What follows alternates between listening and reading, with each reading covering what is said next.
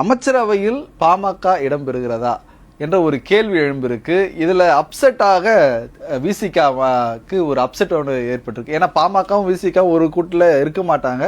அது அரசியல் வட்டாரங்களும் தெரிஞ்ச ஒன்று. இருக்கும்பொழுது தாவேகா கூட்டணியில் இடம்பெறுகிறதா பாமக?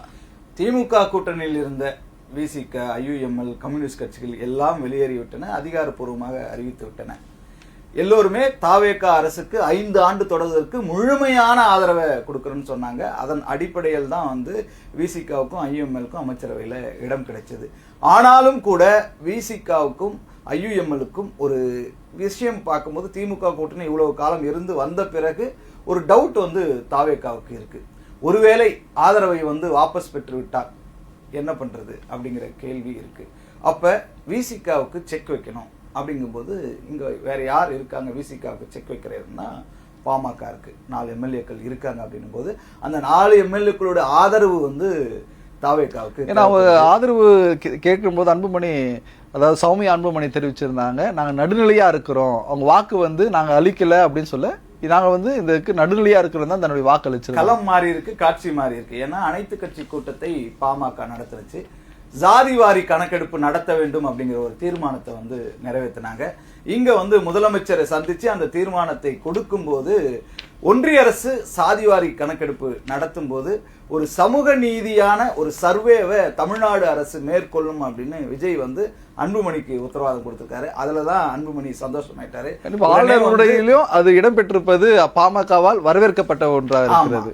அப்படியான விஷயத்தினால நாம அமைச்சரவை நெருங்கி போவதற்கான ஒரு பாசிட்டிவ் சிக்னலா அன்புமணி பாக்குறாப்புல. அவருக்கும் அவரது மனைவியை சௌமியா அன்புமணியை அமைச்சராகி அழகு பார்க்கணும் அப்படிங்கும் போது இந்த மாதிரியான விஷயங்கள் தானாகவே தற்செயலாகவே அந்த சந்திப்புகள் இணக்கமான ஒரு சூழலை ஏற்படுத்தும் போது இப்ப அமைச்சரவையில பாமக இடம்பெறுமா அப்படிங்கிற ஒரு கேள்வி எழுந்திருக்கு.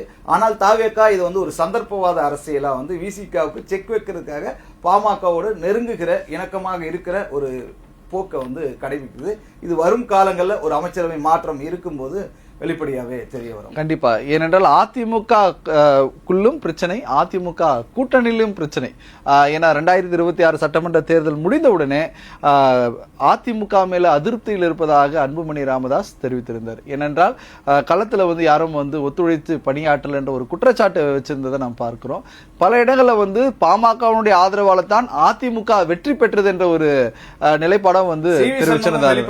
போட்டு உடைச்சிட்டாரு. ஒரு 31 தொகுதிகள்ல அதிமுக கூட்டணி வெற்றி பெறுவதற்கு, குறிப்பா அதிமுக 47 எம்எல்ஏக்கள் 31 எம்எல்ஏக்கள் வெற்றி பெற பாமகவை தான் அவசியம், இல்லைன்னா 8-9 தொகுதிகளில் தான் அதிமுக ஜெயிச்சிருக்குன்னு போட்டு உடைச்சார். ஒருவேளை அவர் பாமகவை நோக்கி நகர்கிறாரா அப்படிங்கிற சந்தேகம் கூட இருந்தது. இதெல்லாம் பாமகவுக்கு பலமா இருந்தது. விஜய் சுனாமியில டேமேஜ் ஆகாத ஒரு கட்சின்னு பார்த்தா பாட்டாளி மக்கள் கட்சி இருக்கிற நம்பர் குறையில.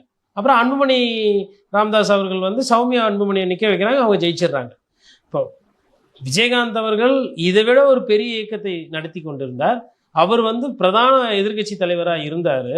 2வது பெரிய கட்சியாக இருந்தது. அதுக்கப்புறம் 3வதாகி ஒரு கூட்டணி தலைமை தாங்குற ஒரு கட்சியாக இருந்ததுல இன்னைக்கு வெறும் பிரேமலதா விஜயகாந்த் அவங்க ஒண்டி தான் ஜெயிச்சாங்க. அப்படி இருக்கும்போது பிஎம்கேக்கு அந்த அதிமுக பிஎம்கேன்றது அது நேச்சுரலாக இயற்கையாக செட் ஆயிருக்கு.